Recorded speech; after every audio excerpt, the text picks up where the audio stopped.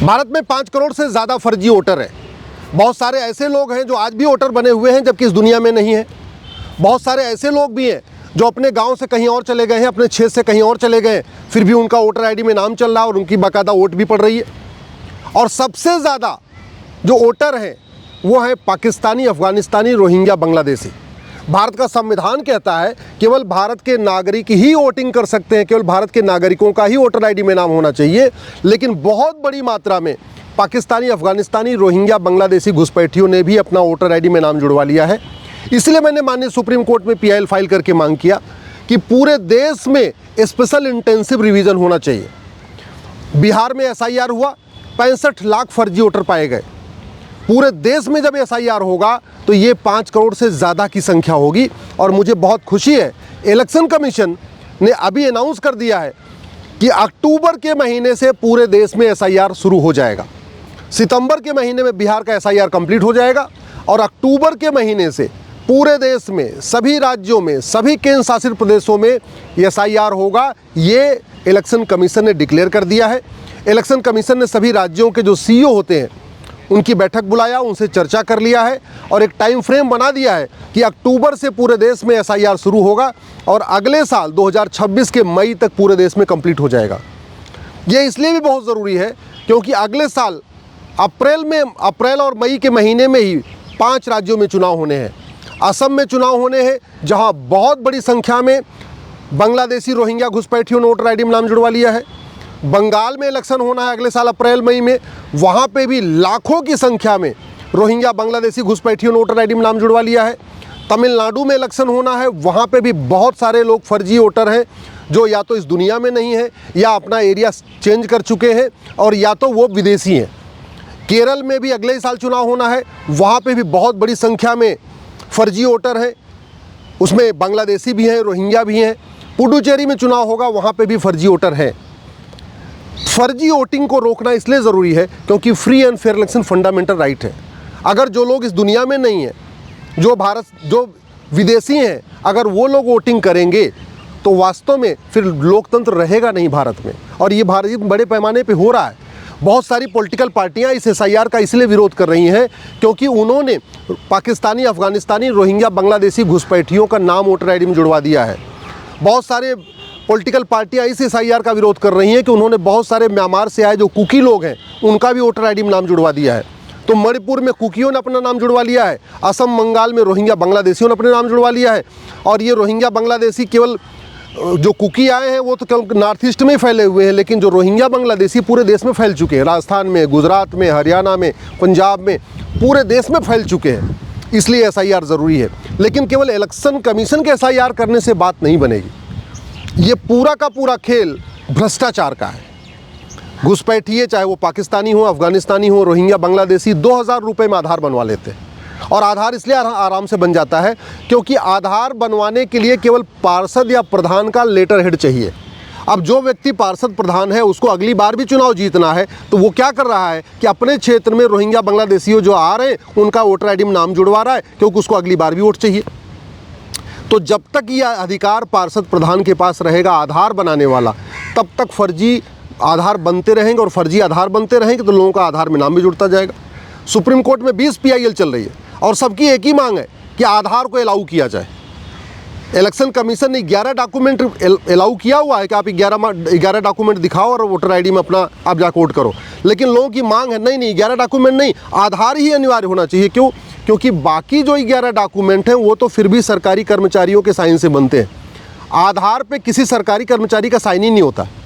पार्षद या प्रधान उस पर लिख देता है कि हाँ ये हमारे मोहल्ले में रहते हैं, हमारे गांव में रहते हैं, और उसके बाद 2000 रुपये दे देते हैं कॉमन सर्विस सेंटर पे। कॉमन सर्विस सेंटर जो चला रहा है वो भी कोई गवर्नमेंट एम्प्लॉय नहीं, उसकी भी कोई रिस्पॉन्सिबिलिटी नहीं, कोई अकाउंटेबिलिटी नहीं। तो सरकार को तत्काल आधार एक्ट चेंज करना चाहिए और पार्षद प्रधान के जो लेटर हेड से आधार बन रहा है इसको तत्काल बंद करना चाहिए। पहली बात तो अब आधार बनाने की ज़रूरत नहीं है, इतने दिन से आधार बन रहा है। अब तो 18 साल से ऊपर किसी का आधार बनना ही नहीं चाहिए। जो बच्चा पैदा हो रहा है उसका आधार समझ में आता है, लेकिन जो लोग जो 4 साल 5 साल का हो गया है, जो बड़ा हो गया, उसका आधार नहीं बनना चाहिए। और आधार भी पार्षद प्रधान की रिकमेंडेशन हो, विधायक की अप्रूवल हो, उसके बाद MP मेंबर ऑफ पार्लियामेंट की सैंक्शन हो, तब जाके आधार बनना चाहिए। आधार बनवाने के लिए पार्षद प्रधान के साथ साथ विधायक और सांसद का सिग्नेचर होना ज़रूरी है। और ये भी आधार एक्ट में लिखना चाहिए कि जो आदमी फर्जी आधार बनाएगा या फर्जी आधार बनवाएगा उसको 10 से 20 साल की सज़ा होगी, जब तक फर्जी आधार बनाने को जघन्य अपराध घोषित नहीं करेंगे। जो पार्षद प्रधान फर्जी आधार बनवा रहे हैं इनको 10 से 20 साल की सज़ा का प्रावधान नहीं करेंगे, तब तक आधार बनता रहेगा।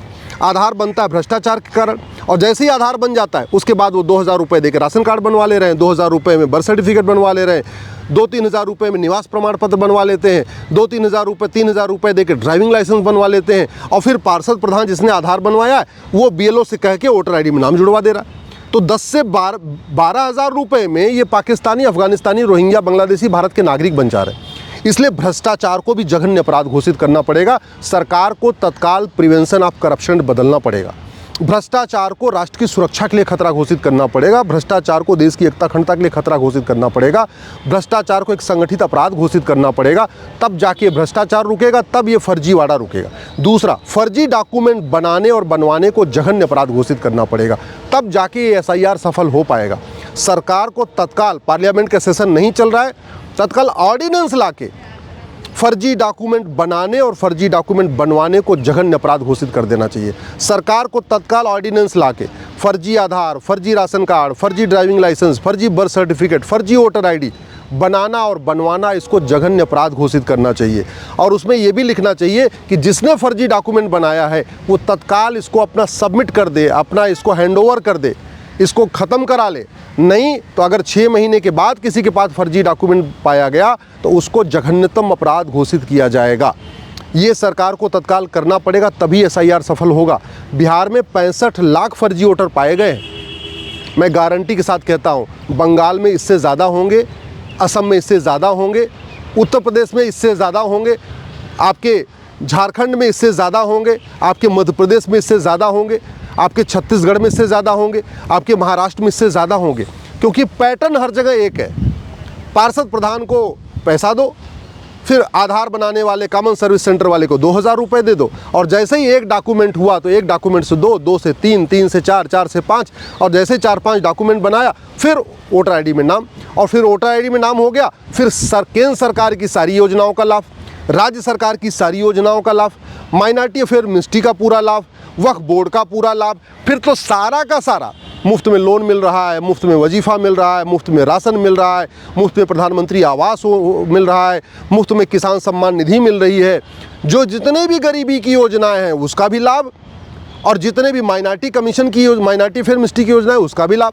तो 200 से 300 योजनाओं का लाभ ये रोहिंग्या ले रहे हैं, बांग्लादेशी ले रहे हैं, पाकिस्तानी ले रहे हैं, अफगानिस्तानी ले रहे हैं। और वो इलेक्शन कमीशन के SIR से ठीक नहीं होगा जब तक केंद्र सरकार फर्जी डॉक्यूमेंट बनाने, फर्जी डॉक्यूमेंट बनवाने को गंभीर अपराध घोषित नहीं करेगी, जब तक केंद्र सरकार कानून बना के भारत में अवैध रूप से रहने को जघन्य अपराध घोषित नहीं करेगी। 1946 का कानून बदला है, नया इमिग्रेशन एक्ट आया है, लेकिन उसमें भी जो 3 से 7 साल की सज़ा है वो भी जज के ऊपर है, वो 3 साल की दे के 7 साल से, और उसमें कोई टाइम बाउंड नहीं है।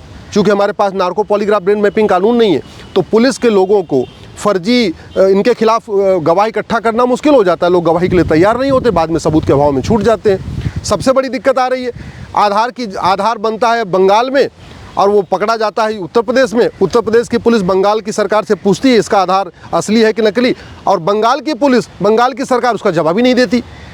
तो कम से कम इस वेरिफिकेशन का एक स्टैंडर्ड प्रोटोकॉल बनाना पड़ेगा। FIR हो, जांच हो, और इस वेरिफिकेशन का टाइम बाउंड तरीका हो, तब जाके SIR सफल हो पाएगा। इसलिए मैं इलेक्शन कमीशन को धन्यवाद देता हूं जिन्होंने अनाउंसमेंट कर दिया है कि अक्टूबर के महीने से पूरे देश में SIR शुरू करेंगे। लेकिन मैं सरकार से निवेदन कर रहा हूं, जो BNS है उसमें जो offence relating to cheating, fraud, forgery जो चैप्टर है उसको बदले, उसमें फर्जी डॉक्यूमेंट बनाने और फर्जी डॉक्यूमेंट बनवाने को गंभीर अपराध घोषित करें।